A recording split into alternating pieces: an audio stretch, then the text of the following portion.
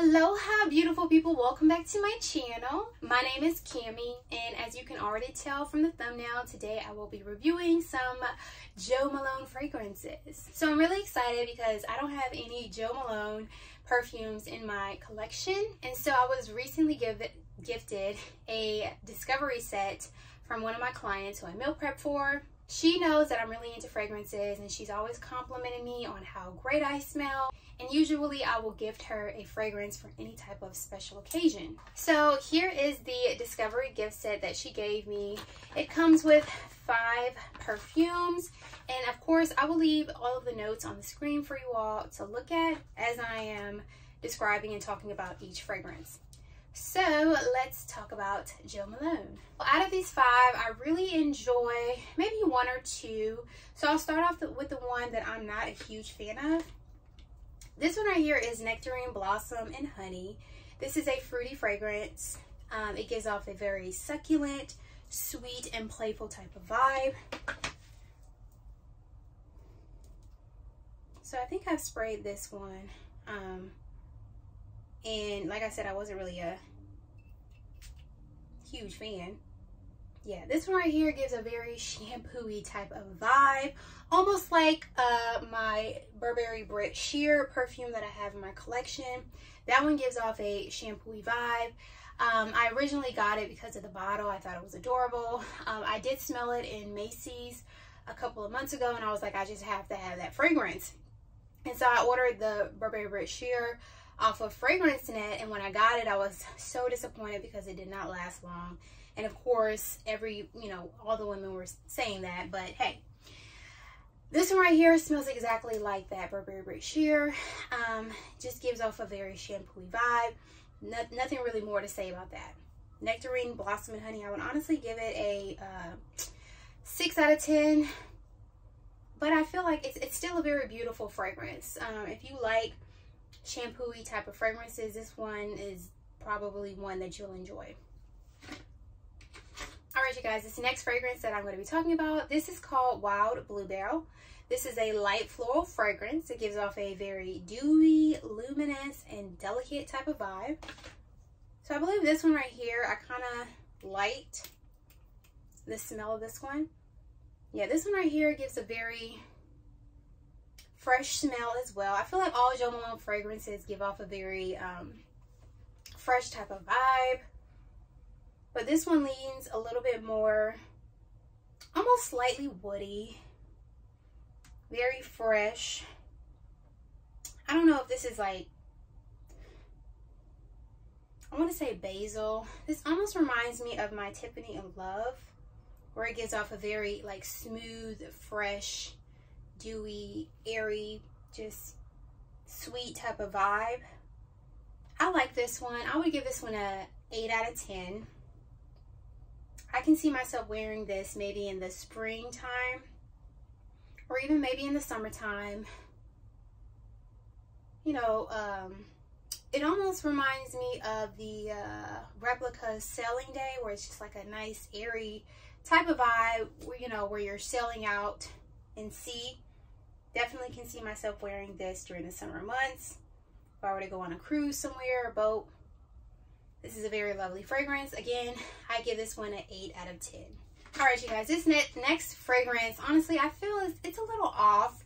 I was thrown off by the name. It is Peony and Blush Suede. I was thrown off by the name Peony because I love peony in fragrances. I love my Versace Bright Crystal. It smells amazing. That peony is just, ugh. This one right here is a floral fragrance. It gives off a luxurious, opulent, flirtatious type of vibe. And honestly, y'all, this gives off a opening of suede that just kind of threw me off, honestly. I'm not a huge fan of like leathery scents. I'm not a huge fan of unisex scents. And honestly, I feel like this one could be a unisex fragrance. You know, if your man loves smelling woody with a hint of like floralness to him. I know my husband sometimes likes wearing my lotions if he has to. Some men, they'll just opt out of wearing lotion, period, if they don't have anything. But my husband, he enjoys my lotions, but it's not an everyday thing for him. It's just if he doesn't have any other lotions, he'll use my floral lotion. So this one right here, honestly, I'm not a fan of it. I was really looking forward to this one because of the peony note in here, but obviously it leans a little bit more on the suede side. It gives off almost like an ebony wood, and I have talked about that Zara fragrance. I'm not a fan of it at all. Almost gives like a Vaseline type of smell. If you've ever smothered Vaseline on yourself and you know, smell it, that's kind of what this one smells like, honestly, with a little bit of body spray on top of the Vaseline, if that makes any sense. Honestly, I'm trying to describe it the best way I can. And that's honestly what I get from the Peony and Blush Suede. So honestly, I would give this one a 6 out of 10. Unfortunately, I'm not a fan of this, y'all. Sorry. All right, this next fragrance, you guys, this is the Wood Sage and Sea Salt. This one I feel is a unisex fragrance. It is in the woody family. It gives off an enwrapping, sea salt, fresh, spirited type of vibe. And so I've worn this one at night. This one is very lovely, but again, I'm not into unisex fragrance, and I feel this leans unisex. And whenever I think unisex, I automatically think masculine. I mean, nothing wrong with wearing a unisex fragrance, but me personally, I love girly scents where floral, fruitiness, and all that. This one, there's like a, I'm trying to think of this smells similar to another fragrance. I can't think of it, but if I think of it, I'll put the name up above. But this one was, reminds me of, let me think. I did a review on the Sam Edelman fragrance. It reminds me of that mixed with my Dolce & Gabbana Light Blue, mixed with my Aqua di Gio. So all three of those fragrances put together, if you've ever smelled any of those, kind of gives off that vibe.